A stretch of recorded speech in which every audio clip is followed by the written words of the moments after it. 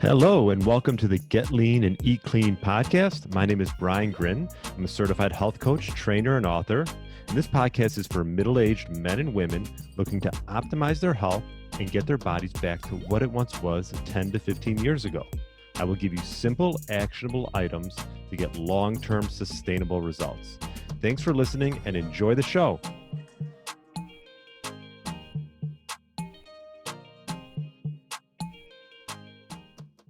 All right. Welcome to the Get Lean, Eat Clean podcast. My name is Brian Grin, and I hope you had a great weekend, enjoying your week. It's getting cold and chilly here in Chicago, so great time to listen to some podcasts.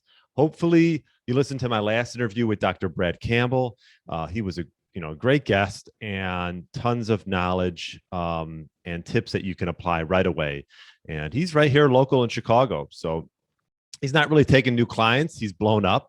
But hopefully we'll get more and more, health practitioners who are going to the holistic route and finding the root cause of disease. And I think we're going to find more and more of these type of physicians popping up for sure. So look out for that. But anyways, today I wanted to discuss probably one of the first things I work on with a lot of clients right off the bat, just to get a feel for, are they snacking? I've had a lot of individuals on this podcast, and I have to say that, we talk a lot about sleep, optimizing sleep, and then we talk about, well, when should you eat? What should you eat?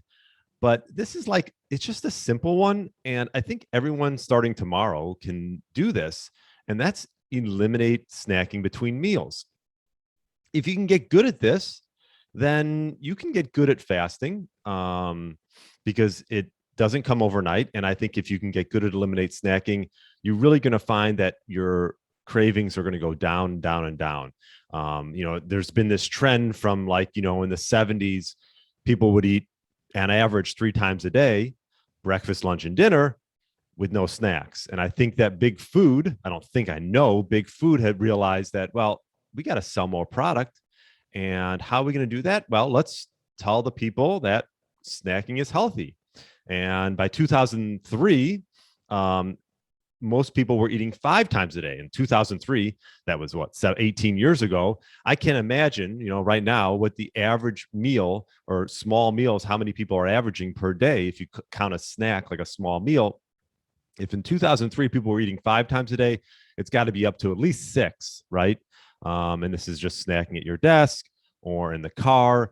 I know for myself, probably, I don't know. I used to be a snacker here and there, nothing crazy, but I used to eat Kind bars when I felt any inkling of hunger, and now obviously I don't do that. I really have eliminated snacking altogether. And if this is, if you have one goal, let's just say one goal going into the next new year, this would be a great one. Because if there's any mystery as to why we're gaining weight, this is it. People are eating more frequently. And, big food companies convinced us that if we add a snack between, whatever, breakfast and lunch or lunch and dinner, then that's healthy. And obviously that's smart of them, right? They're just trying to make money and they can just sell more food. So it was like a whole new category of food introduced. And a lot of the, these snacks that we're having are refined carbohydrates. Well, refined carbohydrates is pretty much sugar and flour. And they don't spoil. They last forever. So long shelf life. You can crackers, cookies, pretzels, things like that. And over the years, Big Food, they were able to convince us that snacking was not only acceptable, but it was healthy. And I really do truly believe this is one of the reasons why we have this weight epidemic.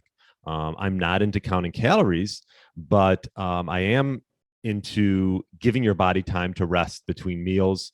And you can do this by snacking. And we're going to talk a little bit about why this is so important, because when you increase snacks and increase meals throughout the day, you increase the risk of what's called insulin resistance.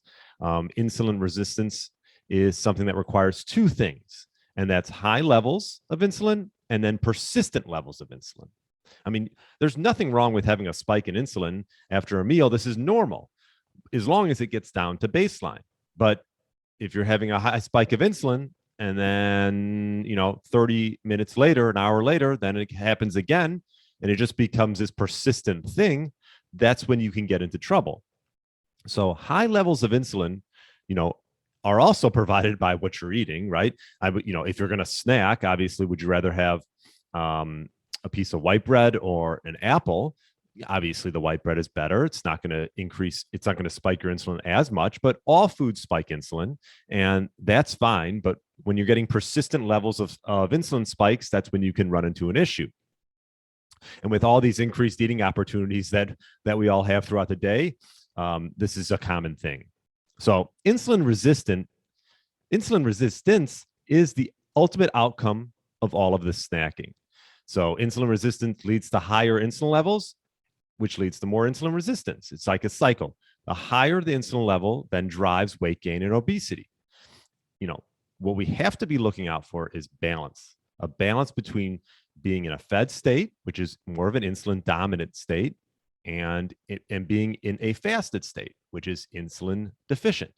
And so the simplicity of just eliminated snacking, let's just say you kept all the food that you were eating the same, even if it wasn't the healthiest food, you'd be ahead of the game for sure. If you said, you know what, I'm just going to have breakfast, lunch, and dinner with no snacking, you'd be ahead of the game by far. So think about how much time you spend in a fed state and see if you can decrease it. You don't have to do intermittent fasting and fast for 18 hours a day. You don't have to do that. You can just have 3 square meals like back in the day. Everything comes full circle, It's like the Atkins diet, eating higher fat. We realize that saturated fat is fine and it is healthy for you. It's all coming full circle. But the bottom line is go back to the roots of just eating 3 square meals, solid, high satiating meals, and eliminate snacking. And that could be a great goal into the new year. So if you do feel inkling of hunger, that's fine. You can sit in it for a little bit, maybe distract yourself, go for a walk, even if you want to have something, maybe have get a drink of water. A lot of times you might be dehydrated, or have a black coffee with nothing in it, or an unsweetened tea. And that will help sort of get you by those hunger inklings that you're going to have between meals, and you will be a lot better off. So that's all I wanted to touch on today. Put that in the action. Let me know if you got any questions. Would love if you have a 5-star rating, or pass this on to anyone that you think might benefit. And hopefully you're enjoying my little micro podcasts and putting them in the action. So anyways, enjoy the rest of your day, and thanks so much for listening. Hey, Get Lean, Eat Clean Nation. Are you a man between the ages of 40 and 60 years old looking to lose inches around your waist, have significantly more energy throughout the day, and gain muscle, all while minimizing the risk of injuries? Well, I'm looking for 3 to 5 people to work one-on-one with in my Fat Burner Blueprint Signature program, which I've developed by utilizing my 15 years experience in the health and fitness space. This program is designed specifically for those committed to making serious progress towards their health goals over the next 6 months. We will focus on sleep, stress, nutrition, meal timing, and building lean muscle. If this sounds like a fit for you, email me at brian@briangrin.com with the subject line Blueprint. That's brian@briangrin.com with the subject line Blueprint. Thanks for listening to the Get Lean, Eat Clean podcast. I understand there are millions of other podcasts out there, and you've chosen to listen to mine, and I appreciate that. Check out the show notes at briangrin.com for everything that was mentioned in this episode. Feel free to subscribe to the podcast and share it with a friend or family member that's looking to get their body back to what it once was. Thanks again, and have a great day.